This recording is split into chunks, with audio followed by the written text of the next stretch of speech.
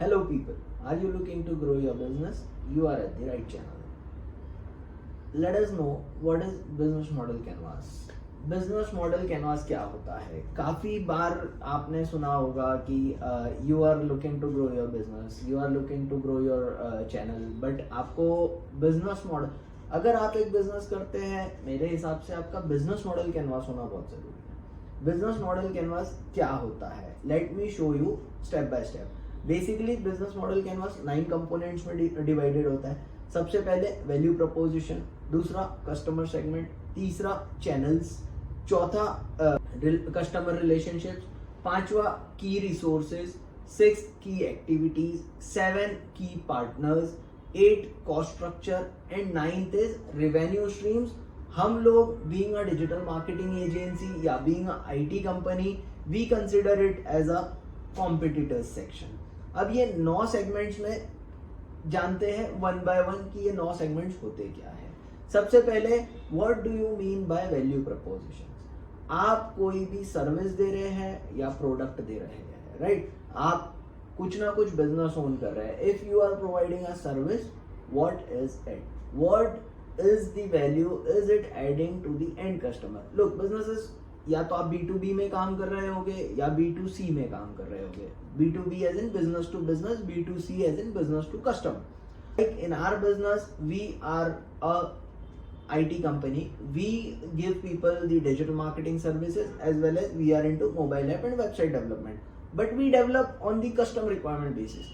कि जैसे स्टार्टअप्स किसी के है या किसी का एग्जिस्टिंग बिजनेस है, they are going online for the first time, they don't know, people come to me, they ask me, Rishabh we want to develop a ecommerce application, उसमें ये फीचर्स होने चाहिए, उसमें हमको ऐसा चाहिए, उसमें हमको वैसा चाहिए, but they don't know the technicalities, they don't no कि उसको एक्चुअल में वो एप्लीकेशन बनने के बाद में क्या दिखेगा। So what we do with them, we sit with them, we do brainstorming with them, we discuss about their project. हम लोग उसके प्रोजेक्ट के बारे में डिस्कस करते हैं, हम लोग उसको पूरा wireframes, mockups, flow charts, SRS software requirement specification draft, ये सारी चीजें हम लोग प्रिपेयर करते हैं। But before that we identify कि आप जो एप्लीकेशन बनाने वाले हो या आपका जो वेबसाइट या वेब पोर्टल बन के रेडी होने वाला है, वो आपके एंड कस्टमर को क्या वैल्यू देगा। Getting my point? So what value we are adding to our customers? We are giving them free of cost business consultation. We are giving them free of cost business conceptualization. Business conceptualization की जो service है वो हम as a value added service उनको दे रहे हैं। Clear है? वैल्यू प्रपोजिशन क्या होता है ये आपको समझ में आ गया। Moving to the second point, what is customer segment? Customer segment, अब आपको ये समझ आ गया कि आप सर्विस क्या दे रहे हैं। Identify your ICP. आईसीपी क्या होता है? Ideal customer persona. इसमें आप अपने अपने पैरामीटर्स डिफाइन कर सकते हैं कि वो आपको मिनिमम कितनी टिकट साइज का कस्टमर चाहिए, आपको डेमोग्राफिक्स आप डिफाइन कर सकते हो, sociographic, geographic location, after that उनका interest, behaviour, sociographic, their earning capacity, their spending capacity, after that on the basis of device usage, what kind of mobile phones they use, what kind of shopping habits they have, ये सारी चीजों के basis पे आपको आपका customer segment define करना है। आपकी सर्विसेज कौन खरीदेगा ये आपको पता होना चाहिए, and that is what you have to define in your customer segments. अब हमको वैल्यू प्रपोजिशन पता चल गया, हमको कस्टमर सेगमेंट पता चल गया। Third thing and the foremost important thing is channels. How you provide your product to your customer or service. How do you provide your product or service to your customer? तो आप अपना product किन channels के through आपके customer को provide करते हैं। Like for example, जैसे आप सपोज कोई एक प्रोडक्ट सेल कर रहे हैं एंड आप Amazon पे या Flipkart पे लिस्टेड हो, सो Amazon or Flipkart can be your channel of providing your value to your customer. Customer relationships में 3 चीजें आ जाती है। How do you get, keep and grow your customer base? पहली चीज, नया कस्टमर आपके पास कैसे आएगा। दूसरी चीज, कस्टमर अगर आपके पास में आ रहा है तो उसको आप अपसेल्स कैसे करवा सकते हो, मतलब आपकी सर्विसेज रिपीटेडली कैसे ले रहा है। और तीसरी चीज, आपका कस्टमर आपकी सर्विसेज के थ्रू ग्रो कैसे हो रहा है. So how will you get, keep and grow your customer base. ये 3 चीजें आपको आपके कस्टमर रिलेशनशिप्स के अंदर मेंशन करनी है. ऑब्वियसली कोई भी समझदार कस्टमर आपको तब तक ही पे करेगा जब तक उसे आपकी सर्विसेज या आपके प्रोडक्ट्स के थ्रू बेनिफिट हो रहा है. ऑब्वियसली अगर उसको आपकी सर्विसेज या आपके प्रोडक्ट्स के थ्रू बेनिफिट नहीं हो रहा है, they will not spend more money for you. Fifth point, what are the key resources. Key resources मतलब ऐसी चीजें या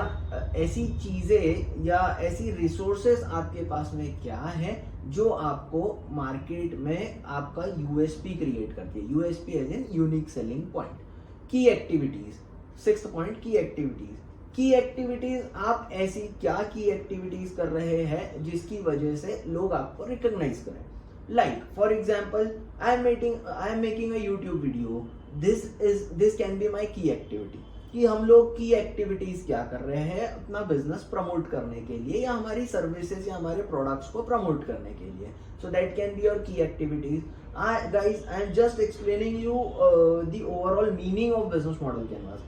हर एक के लिए आपको बीइंग अ बिजनेस ओनर, आपको अपना प्रोडक्ट या अपनी सर्विस या आप कोई नया बिजनेस प्लान कर रहे हैं तो उसके अकॉर्डिंगली आपको दिमाग में रख के ये पूरा का पूरा बिजनेस मॉडल कैनवास डिजाइन करना है. पॉइंट नंबर 7 पे आते हैं, who can be your key partners. ऐसे लोग या ऐसी चीजें जिनके बिना आपका बिजनेस पॉसिबल ही नहीं है या जिनके बिना आप अपने एंड कस्टमर को वैल्यू ऐड करके नहीं दे सकते. So that is your key partners, right. अभी moving right to the cost structure part. 8th point is cost structure and 9th point is revenue streams, but in our case being a digital marketing agency or being a IT company, we consider it as competitors. Why? Because we are into a B2B business. तो हम लोगों को ये study करना पड़ता है कि हमारा जो कस्टमर है या जिस किसी भी कस्टमर को, ऑब्वियसली वो एक बिजनेस होने वाला है as we are into B2B. सो उस बंदे के कंपटीशन में लोग एग्जिस्टिंग कॉम्पिटिटर्स क्या कर रहे हैं उनसे एक स्टेप आगे हम लोग क्या कर सकते हैं. So that thing will list into competitors. Competitors की जगह पे अगर आप रेवेन्यू स्ट्रीम्स लिखते हैं तो वहां पे आ जाता है कि आपके बिजनेस में एग्जैक्टली पैसा कहां से आएगा. And point number 8, that is cost structure. Cost structure मतलब पैसा हमको कहाँ पे स्पेंड करना है. हमारा आपको एक बजट डिसाइड करना पड़ेगा. वो बजट के अकॉर्डिंगली आपको कितना पैसा कहाँ पे डालना है, that comes inside your cost structure thing. I hope you liked this video. I hope you have got something new to learn. So please subscribe my channel and support us to grow with you. Thank you.